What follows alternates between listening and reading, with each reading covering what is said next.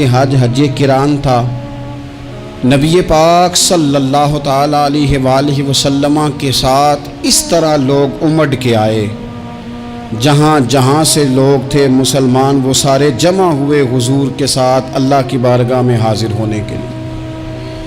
1,40,000 صحابہ، یہ ایک ہی دفعہ صحابہ کا اتنا بڑا مجمع جمع ہوا ہے، ایک ہی دفعہ۔ اور حضور علیہ السلام کی خواہش تھی کہ یہ سارے لوگ وہاں پہنچیں۔ محبوب کریم علیہ السلام 4 ذی الحج کو حضور علیہ السلام نے طواف کیا، صفا مروہ کیا، احرام نہیں کھولا، قربانیاں ساتھ تھیں چونکہ یہ حج کران تھا۔ اللہ کے رسول صلی اللہ تعالیٰ علیہ وآلہ وسلم نے پھر 8 ذی الحج کو ظہر کی نماز جا کے منا کے میدان میں ادا کی۔ 9 ذی الحج کو مسجد نمرہ کے پاس کوہ صبیر پر جب سورج کی کرنیں چمکیں، قربان جائیں کیا نظارہ ہوگا۔ لبیک لبیک کی صدا آ رہی ہے، دے کون رہے ہیں؟ مدینے والے محبوب صلی اللہ علیہ وسلم۔ حضور اس لشکر حسن کو لے کر، اس نور بھرے قافلے کو لے کے، یہ کون ہیں جو حضور کے ساتھ سارے نکلے ہیں؟ یہ کون ہیں سارے؟ یہ وہ فیروز بخت سعادت مند لوگ ہیں کہ ان میں سے جس نے ایک دفعہ بھی ایمان کی حالت میں حضور کو دیکھا اور پھر خاتمہ بالخیر بالایمان کے ساتھ دنیا سے رخصت ہوئے، یہ وہ لوگ ہیں کہ ولی اگر 60 سال بھی سارا دن روزہ رکھے، ساری رات نفل پڑھے، ہر برائی سے بچے، لیکن پھر بھی کسی صحابی کے قدموں کی خاک تک کو نہیں پہنچ سکتا۔ اور صحابی زیارت سے بنتا ہے، ولی عبادت سے بنتے ہیں۔ نبی پاک صلی اللہ تعالیٰ علیہ وسلم کے وہ سارے صحابہ کون ہیں؟ الصحابہ النجوم، یہ حضور کی چاروں جانب یہ چمک رہے ہیں، انہیں خود میرے نبی پاک نے ستارے فرمایا ہے۔ ایک سمت علی، ایک سمت عمر، صدیق ادھر، عثمان ادھر، ان جگمگ جگمگ تاروں میں بھلا مہتاب کا عالم کیا ہوگا؟ اور ہر کوئی فدا ہے بن دیکھے تو پھر دیدار کا عالم کیا ہوگا؟ تو نبی پاک صلی اللہ علیہ وسلم نے یہ وہ موقع تھا، 9 ذی الحج میدان عرفات، حضور صلی اللہ علیہ وسلم نے ظہر کی نماز ادا فرمائی اور پھر کچھ توقف کے بعد حضور کے لیے اونٹنی پر کجاوا سجایا گیا۔ حضور اپنی کسوا نامی اونٹنی پر سوار ہوئے، میرے محبوب نے خطبہ دینے کا ارادہ فرمایا۔ رب کریم نے ارشاد فرمایا، الیوم اکملت لکم دینکم، آج میں نے تمہارے لیے تمہارا دین مکمل کر دیا ہے، مکمل ہو گیا دین، اس کے بعد کوئی اور دین نہیں آئے گا۔ اس آیت نے بتا دیا کہ حضور آخری نبی ہیں، دین مکمل ہو گیا، اب کسی اور پیغمبر کی، رسول کی، دین کی، کتاب کی ضرورت باقی۔ آج میں نے تمہارے لیے تمہارا دین مکمل کر دیا۔ اور کیا خوبصورت لفظ ہیں قرآن پاک میں فرمایا، وَأَتْمَمْتُ عَلَيْكُمْ نِعْمَتِي، اور آج میں نے تم پر اپنی نعمتیں تمام کر دی ہیں، نعمتیں مکمل کر دی۔ وَرَضِيتُ لَكُمُ الْإِسْلَامَ دِينًا، اور اللہ فرماتے ہیں میں نے تمہارے لیے دین اسلام کو پسند کیا ہے، یہ میری رضا ہے، یہ دین اسلام تمہارے لیے پسند کیا ہے۔ کوئی بندہ ساری زندگی مخلوق کی خدمت کرے، ساری زندگی رستوں سے کانٹے اٹھائے، ساری زندگی خیر کا کام کرے، کسی کو تکلیف نہ دے، لیکن اگر مسلمان نہیں نا، اگر کلمہ نہیں نہ پڑھتا تو اس کی ساری عمر کی خیر بھی کسی کام کی نہیں۔ اس لیے کہ رب فرماتا ہے جڑ دین اسلام ہے، جڑ ہوگی تو پھر شاخیں قبول کی جائیں گی نا، تو اگر جڑ ہی سرے سے نہیں ہے تو خیر کرنے کا معنی۔ کچھ لوگ کفار کی، مشرکین کی تعریف کرتے ہیں کہ جناب بلے بلے اتنے ویلفیئر کام ہو رہے ہیں، تو یاد رکھو سب سے ضروری جڑ ہے۔ قرآن پاک میں رب تعالیٰ نے منافقین، مشرکین اور کفار کے اعمال کی بنیاد اس طرح کی بتائی ہے کہ جس طرح پتھر پر تھوڑی گرد پڑ جائے، ذرا ہوا کا جھونکا ہے یا بارش آئے تو پتھر صاف کا صاف ہو جاتا ہے۔ ان کے اعمال اس طرح کے ہیں۔ اس خیر کا کیا مطلب کہ جس خیر میں ایمان ہی شامل نہیں؟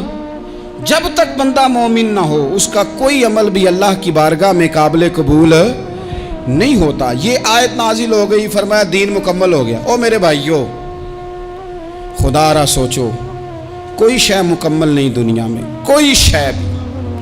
करोड़ों का मकान बना लो फिर भी कोई ना कोई नुक्स निकल ही आता है। कोई दुनिया में शय मुकम्मल है ही नहीं। अगर कोई शय मुकम्मल है तो वो मदीने वाले रसूल का दीन मुकम्मल है। मुकम्मल, जब हम कहते हैं ना मुकम्मल दीन, तो लोग समझते हैं तो शायद सादी सी बात है। ये वो वाली बात है जो दुनिया में कहीं नहीं पाई जाती। जब ये आयत नाजिल हुई थी ना, तो बुखारी में मौजूद है, एक बहुत बड़ा यहूदियों का आलिम हज़रत उमर फ़ारूक रदी अल्लाह ताला अन्हु से कहने लगा, ये जो तुम पर आयत नाजिल हुई है ना कि दीन मुकम्मल हो गया, ये अगर हम पर नाजिल होती ना, तो जिस दिन ये आयत नाजिल हुई होती हमने हर साल उसी दिन को ईद बना लेना था कि दीन मुकम्मल हो गया। अल यौम अकमलतु लकुम दीनकुम, दीन मुकम्मल हो गया। हम तो ईद बना लेते। तो हज़रत उमर कहने लगे, हम पर भी बड़ा फजल है। जिस दिन आयत नाजिल हुई थी अरफा का दिन भी था और जुमे का दिन भी था। एक नहीं, दो ईदें थी मुसलमानों की, दो ईदें थी मुसलमानों की, दो। अजीज भाई, दीन मुकम्मल अल्लाह ने दिया। और हज़रत अब्दुल्ला इब्न अब्बास रदी अल्लाह ताला अन्हु ने तो एक मकाम पे इसका जिक्र भी कर दिया। जब उनसे किसी यहूदी ने कहा ना, ये आयत हमें मिलती तो हम ईद मनाते, तो फरमाया तुम एक मनाते ना, हमारी दो थी उस दिन। जुमा भी तो मुसलमानों की ईद का दिन है ना। बहुत सारे लोग हैं बेचारे जो कहते हैं इस्लाम में ईदें सिर्फ दो हैं, और वो भी सिर्फ परेशानी उन्हें ईद मिलादुन नबी वाले दिन होती है, उसके आगे पीछे नहीं होती। हालांकि नबी पाक अलैहिस्सलाम ने कहा हर जुमा भी ईद है, खुद हुजूर ने फरमाया, लेकिन वो अड़ जाते हैं कि नहीं ईदें सिर्फ दो ही हैं। भाई आप ये कह सकते हैं कि इस्लाम की मारूफ ईदें दो हैं, अपने मान और मफहूम के लिहाज से जिसको यौम ईद कहा जाए वो ईदें दो हैं। तो नबी पाक सल्लल्लाहु ताला अलैहि वसल्लम ने मैदान अराफात में खुतबा दिया। ये जो वाज़ व नसीहत है ना, खुतबा तकरीर, ये दुनिया कर रही है, करती रहेगी, करती चली आएगी, और इसको मेरे नबी पाक अलैहिस्सलाम ने पसंद फरमाया। खैर की बात करने वाले को हुजूर ने दुआ दी। महबूब फरमाने लगे, अल्लाह जो मेरी हदीसें याद करके आगे पहुँचाए उसके चेहरे को तरोताज़ा रखना। ये इबलागे दीन बहुत बड़ी बात है अगर कोई खुलूस नीयत से करे। लेकिन कायनात अर्जी में वो जो हुजूर का खुतबा हज्जतुल विदा है, वो दस्तूर है, वो मंशूर है। इंसानी हुकूक पर उससे बड़ा चार्टर न पहले कभी था न क़यामत तक दोबारा बन सकता है। इसको खुतबा हज्जतुल विदा क्यों कहते हैं? एक तो मतलब ये कि हुजूर ने यही आखिरी आज किया, और दूसरी बात ये थी कि इस खुतबे के थोड़े ही अरसे बाद मेरे नबी पाक ने विसाले ज़ाहिरी फरमाया। और इस खुतबे को रसूल पाक सल्लल्लाहु ताला अलैहि वसल्लम ने शुरू कहाँ से फरमाया? ये खुतबा देखें शुरू कहाँ से हो रहा है। इंसान दुनिया में मिलता भी है, जुदा भी होता है। ये जो जुदाई का वक्त होता है ना, जुदाई का, शायद बड़ी सोच समझ के कहा था हज़रत मियाँ साहब ने, बड़ी गौर करके उन्होंने कहा था कि दरिया कंडे रोख ना लाइए, जो आवे रुड़ जावे। आप मैदान में दरख्त लगाते हैं तो कभी फल गिरता है तो ज़मीन पे गिरता है, उठा लेते हैं। अगर दरिया के किनारे हो तो वो तो दरिया में गिरेगा और रुड़ जाएगा, चला गया, बह गया। फरमाने लगे दरिया कंडे रोख ना लाइए, जो आवे रुड़ जावे, ते परदेसी नाल ना यारी लाइए। उदा जदों दिल करे टुर जावे, वो तो चला जाता है। ये खुतबा शुरू कहाँ से हो रहा है? यानी अभी आगाज़े कलाम है, बात आगे आएगी। आगाज़े कलाम है। मैं कह चुका हूँ वली शायद इबादत करके बने, तकवा इख्तियार करके बने। वली अल्लाह की हराम करदा हर शय से इज्तनाब करके बने। वो जिसमें शुबह है उससे भी बचे तो फिर वली बने। लेकिन सहाबी तो हुजूर की ज़ियारत से बनता है ना, नबी पाक की ज़ियारत से बनता है। और सहाबा तो वो सहाबा थे जिनकी हर सुबह ईद होती थी, खुदा का कुर्ब हासिल था, नबी की दीद होती थी।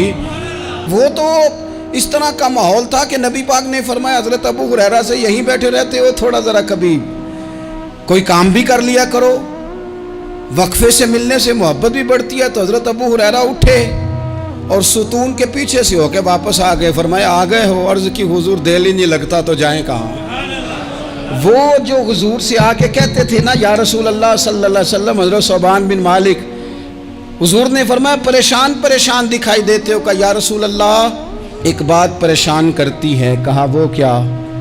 عرض کی حضور دل بے چین ہوتا ہے تو زیارت کو آ جاتا ہوں، آج ایک عجیب خیال آیا ہے، عجیب خیال آیا ہے، اور اس نے عجیب رنگ طبیعت میں بھر دیا ہے۔ فرمایا تمہیں کیا خیال آیا؟ عرض کی یا رسول اللہ صلی اللہ علیہ وسلم آج خیال آیا ہے کہ ثوبان ہے تو حضور کا غلام ہے، جنت تو حضور کے صدقے ملے گی، لیکن یہ ہے کہ حضور تو ہوں گے نا نبیوں کے ساتھ، تجھے ملے گی پر ملے گی تو غلاموں کے محلے میں نا۔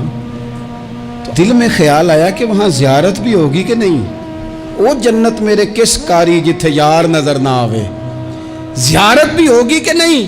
حضور کی بارگاہ میں جب حضرت ثوبان نے عرض کی تو رب کریم نے فرمایا محبوب جو تیری اور تیرے رب کی اطاعت کرے نا، اولئک انعم اللہ علیہم من النبیین والصدیقین والشہداء والصالحین، فرمایا ان کو اللہ نبیوں کے، صدیقین کے، شہداء اور صالحین کے ساتھ ہی جنت میں اکٹھا فرمائے گا، وہ اکٹھے رہے۔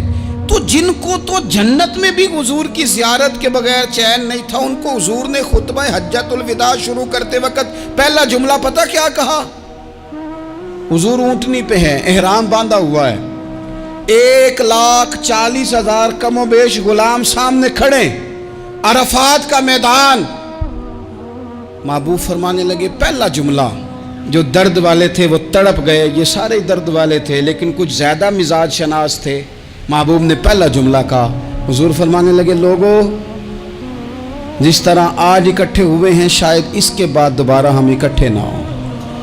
پہلا اعلان ہی کر دیا کہ یہ تمہارے ساتھ جو آج خطبہ ہے نا، اس میں اشارہ دے دیا کہ دوبارہ نہیں جمع ہوگے، اگلا حج نہیں کرنا، بس ختم ہوئی بات، یہ آخری پہلی بات ہی حضور نے یہ بیان کی۔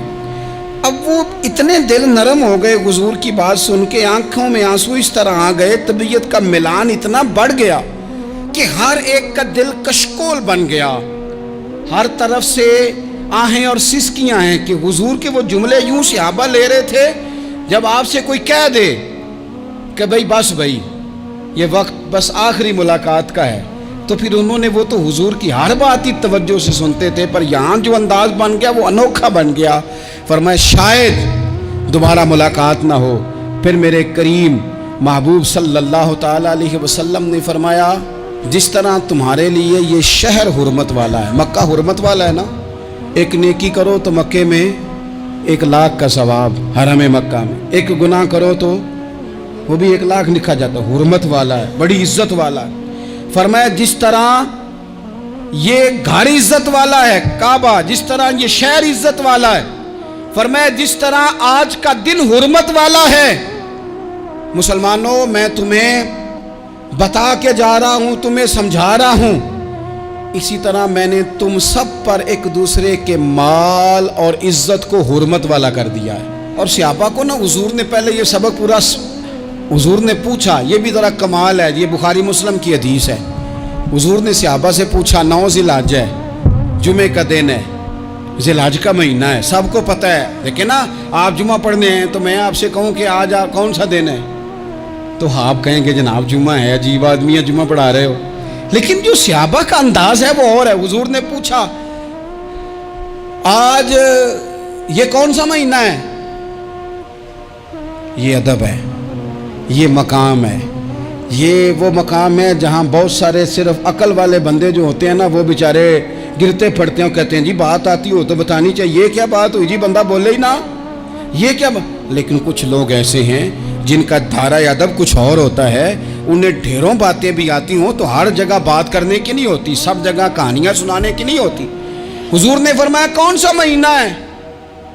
قربان جائیں بھیا کو زبان ہو کے کہنے لگے واللہ و رسولہ عالم، اللہ جانے اللہ کا رسول جانے، سانو تے قید سجن دا گہنا ہے، او جنج رکھے ایسا اونج رہنا ہے، ہمیں کیا پتا، پوچھا کسی نے، لکھا ہے صوفیاء نے، کسی نے پوچھا تمہیں پتہ نہیں، کہنے لگے چپ کر، ہمیں کیا پتا کون سا مہینہ ہے، تو حضور نے فرمایا آج تاریخ کون سی ہے؟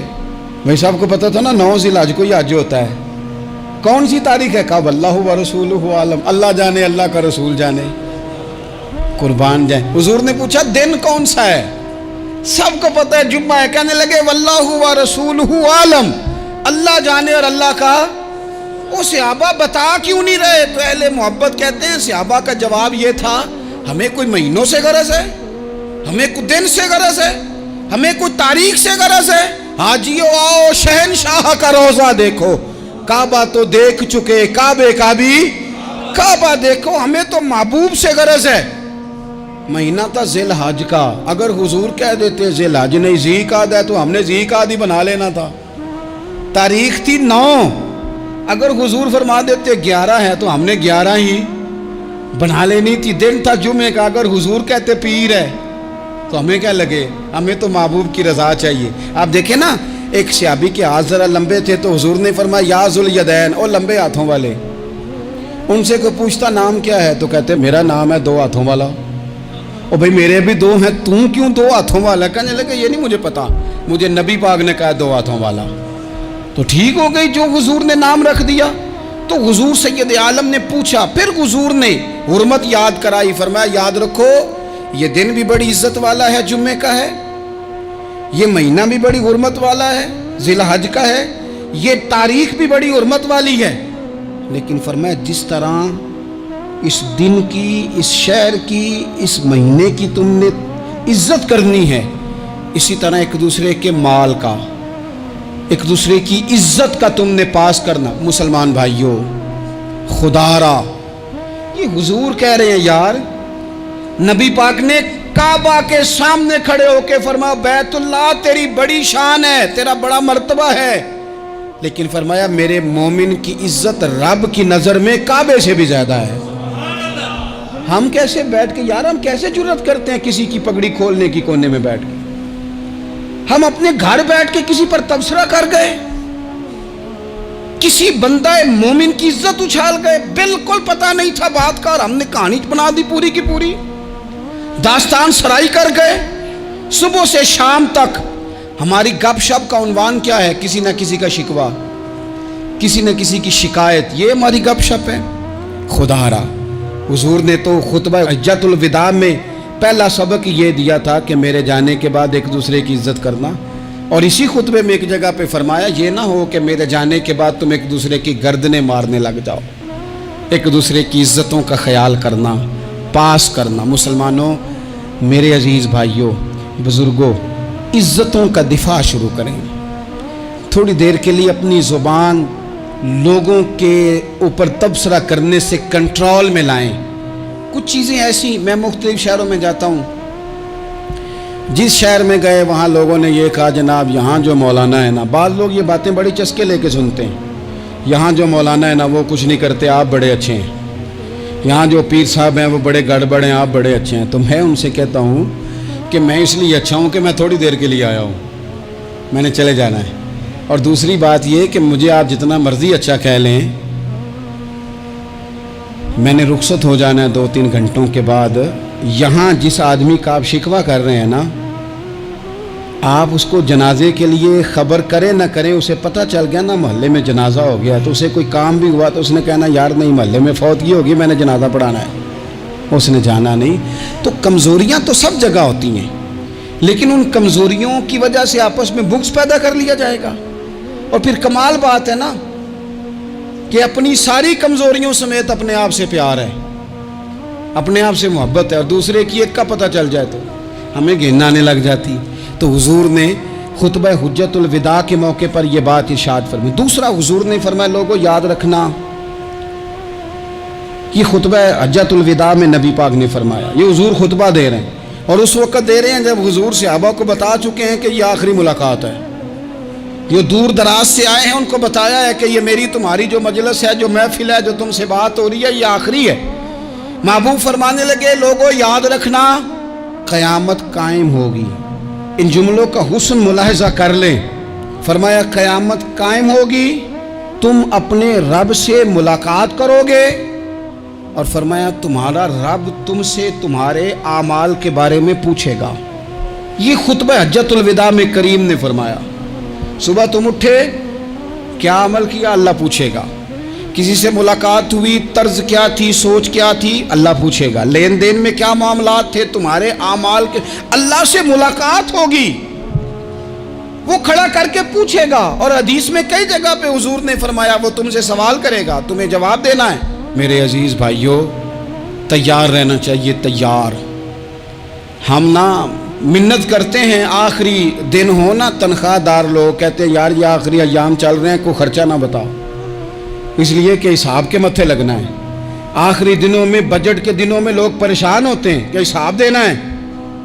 جب رب سے ملاقات کریں گے اور وہ حساب مانگے گا، کتنا مشکل کام ہے۔ اور ایک مقام پہ حضور نے فرمایا جس سے اللہ نے حساب مانگا وہ تو الجھ گیا، دعا کرو وہ حساب مانگے ہی نہ، بے حساب ہی بخشش فرما دے۔ نبی پاک صلی اللہ تعالیٰ علیہ وآلہ وسلم نے ارشاد فرمایا اسی خطبہ حجۃ الوداع میں، حضور فرمانے لگے سن لو، میں نے تم تک اللہ تعالیٰ کا پیغام پہنچا دیا ہے۔ اب جس شخص کے پاس امانت رکھی ہو اس پر لازم ہے کہ وہ امانت اس تک پہنچا دے جو اس کا مالک ہے۔ ہم بہت سارے لوگ ایسے ہوتے ہیں، ہمارے پاس امانتیں ہوتی ہیں، کچھ بھی نہ ہو تو کچھ لوگوں کے راز کی امانت ہوتی ہے، کچھ بھی نہ ہو تو کچھ لوگوں کی باتیں ہم تک پہنچ جاتی ہیں، وہ راز ہوتا ہے، وہ امانت ہوتی ہے۔ مجلس کی گفتگو بھی امانت ہے، لیکن ہم امانتوں کا خیال نہیں کرتے، خیانت ہو جاتی ہے۔ بہت محتاط ہو کر اپنی زندگی میں امانتوں کا خیال کیا جائے۔ یا ایھا الذین آمنوا لا تخونوا اللہ والرسول وتخونوا اماناتکم وانتم تعلمون۔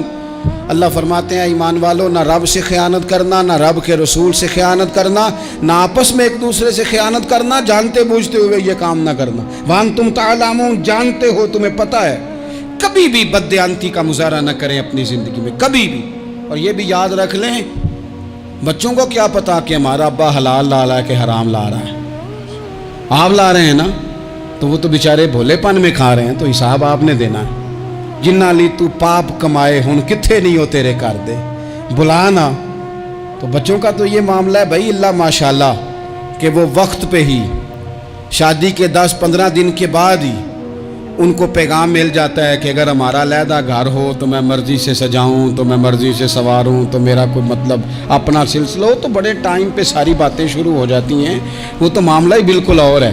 تو بالکل کسی بھی امانت میں کبھی بھی خیانت کرنے کی کوشش نہ کریں۔ اور یاد رکھیں، مال حرام جہاں آتا ہے وہاں بڑی تباہی آتی ہے، جہاں لوگ بددیانت ہو جاتے ہیں وہاں معاملات بڑے خراب ہو جاتے ہیں۔ اللہ تبارک و تعالی دیانتداری کی توفیق عطا فرمائے۔ حضور نے خطبہ حجۃ الوداع کے موقع پر فرمایا میں نے آج جاہلیت کے سارے سود ختم کر دیے۔ نبی پاک میدان عرفات میں کھڑے ہو کے فرمانے لگے جس بندے نے بھی کسی سے پیسے لیے ہیں وہ اصل رقم دے گا، زائد نہیں دے گا۔ حضور کے بڑے قریبی تھے ایک، فرمایا انہوں نے بھی کچھ لوگوں سے پیسے لیے ہوئے، چونکہ وہ سب لوگ کرتے تھے، حرام ہی نہیں تھا۔ فرمایا میں ان کو بھی حکم دیتا ہوں کہ یہ اصل رقم وصول کریں گے، کسی سے ایک پائی بھی زیادہ وصول نہ کریں گے۔ نبی پاک صلی اللہ تعالیٰ علیہ وسلم نے خطبہ حجۃ الوداع میں ایک باریک بات حضور نے بھی، یہ آپ نے ضرور سمجھنی ہے، بالخصوص جو لوگ تھوڑا دین پر عمل کر رہے ہیں، جن کا لبادہ مذہبی ہو گیا، جنہیں لوگ حضرت صاحب، قاری صاحب، علامہ صاحب، مفتی صاحب، حاجی صاحب، بزرگوں کہہ کے بلاتے ہیں، وہ اس پر توجہ کریں۔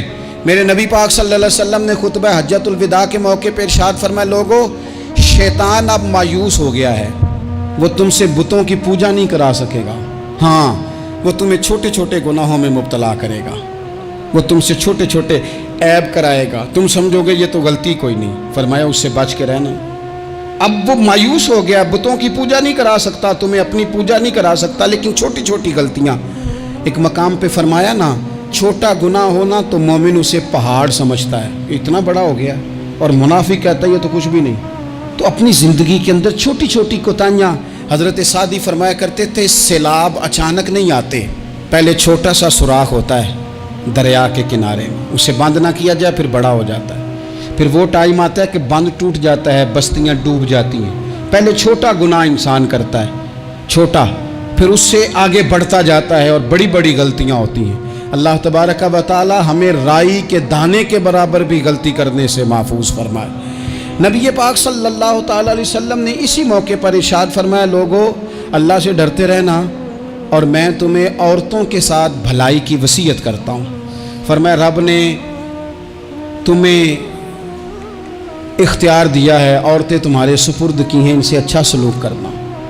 فرمایا اگر کبھی کوئی ان پر تمہیں سختی کرنی بھی پڑے تو اتنی کرنا جتنی ان کی غلطی ہو، ان سے درگزر کرنا، ان سے پیار کرنا۔ اسلام نے خاتون کو باقاعدہ حقوق دیے، باقاعدہ۔ صحیح بخاری میں حدیث ہے، یہ جو نوجوان ہیں، مطالعہ کرنے والے، پڑھنے سننے سمجھنے والے، یاد رکھا کریں ان چیزوں کو۔ حضرت بریرہ رضی اللہ تعالیٰ عنہ حضرت عائشہ صدیقہ کی کنیزہ ہیں۔ حضرت مغیث رضی اللہ تعالیٰ عنہ ایک صحابی ہیں، ان کی وہ اہلیہ ہیں، وہ اپنے خامد سے علیحدگی چاہتی تھی۔ ان کے خامد بڑی محبت کرتے تھے، علیحدہ ہونا نہیں چاہتے تھے، خاتون رہنا نہیں چاہتی تھی۔ انہوں نے بڑی سفارشیں کرائیں کہ میرا خامد، میری بیوی مجھ سے صلح کر لے، حالانکہ وہ خاتون کنیز ہیں، خادمہ ہیں، کوئی بڑے قبیلے سے بظاہر تعلق نہیں۔ بالآخر انہوں نے گزارش کی، سیدہ عائشہ صدیقہ رضی اللہ تعالیٰ عنہ سے کہا، کچھ اور ذرائع اختیار کیے۔ حضرت مغیث نے رضی اللہ تعالیٰ عنہ، ان کے شوہر نے، کہ نبی پاک علیہ السلام کی خدمت میں عرض کریں، حضور میری سفارش کریں کہ یہ مجھ سے صلح کر لیں۔ تو نبی پاک علیہ السلام نے حضرت بریرہ رضی اللہ تعالیٰ عنہ جو کنیزہ ہیں، خادمہ ہیں، ان کو بلا کے کہا تمہارا خامد صلح کرنا چاہتا ہے۔ یہاں برادری کا بڑا کے کہتا ہے پتر وہ میری بھی نہیں تو گال رکھنی، وہ میرے ککھاندہ بھی نہیں تو، وہ کیا کہہ رہے ہیں آپ؟ اللہ نے اسے حق دیا ہے، اور جسے حق اللہ دے اس کا رسول دے، اس سے کون ہوتا ہے کوئی حق چھیننے والا؟ نبی پاک صلی اللہ علیہ وسلم نے حضرت بریرہ سے کہا تمہارا خامد صلح کرنا چاہتا ہے اور وہ روتا ہے تمہارے لیے، اور اس نے بڑی سفارشیں کی ہیں، تم اس سے صلح کر لو۔ حضرت بریرہ رضی اللہ تعالیٰ عنہ عرض کرنے لگی یا رسول اللہ صلی اللہ علیہ وسلم، آپ جو حکم کریں میں حاضر ہوں، ایک بات پوچھ سکتی ہوں؟ ایک گزارش کر لوں؟ ایک صرف حضور میرا بولیا چولیا معاف کری، ایک بات کر لوں؟ تو کہا کرو۔ عرض کی یا رسول اللہ یہ آپ کا حکم ہے یا مشورہ ہے؟ یہ محبوب کی بات ہے، محبوب کی۔ کوئی بزرگ کیوں جبر کرتا ہے کسی پہ؟ کوئی حضرت شیخ کیوں کہتے ہیں زبردستی عورت کو کہ تو جا؟ نبی پاک صلی اللہ علیہ وسلم نے فرمایا صلح کر لے۔ یا رسول اللہ ایک بات عرض کروں؟ کرو۔ حضور حکم ہے کہ مشورہ ہے؟ تو نبی پاک نے فرمایا نہیں، مشورہ ہے۔ تم عاقلہ ہو، بالغہ ہو، اسلام تمہیں با اختیار کرتا ہے، چاہو تو رہو، چاہو تو خلا لے لو۔ عرض کرنے لگی حضور اگر مشورہ ہے تو پھر میں مغیث سے صلح نہیں کرنا چاہتی۔ میرے محبوب نے فرمایا تو جس حال میں راضی ہے میں بھی راضی ہوں۔ ٹھیک ہو گئی بات، ختم ہو گئی۔ حضور نے کوئی زور نہیں، اتنے اسلام حقوق دیتا ہے عورت کو، کسی کو اجازت نہیں کہ وہ جبر کرے، وہ ظلم کرے۔ میں آ گیا ہوں صلح نہیں کرنی، بے تو کیوں آیا ہے؟ تو نے وقت گزارنا ہے، جانے وہ خامد کس طرح کا ہو۔ تو نبی پاک صلی اللہ علیہ وسلم نے خطبہ حجۃ الوداع کے موقع پر فرمایا عورتوں کے ساتھ اچھا سلوک کرنا۔ اللہ تبارک و تعالی جو حج پڑھا جا رہا ہے اس کے صدقے پوری امت پر اپنا فضل فرمائے۔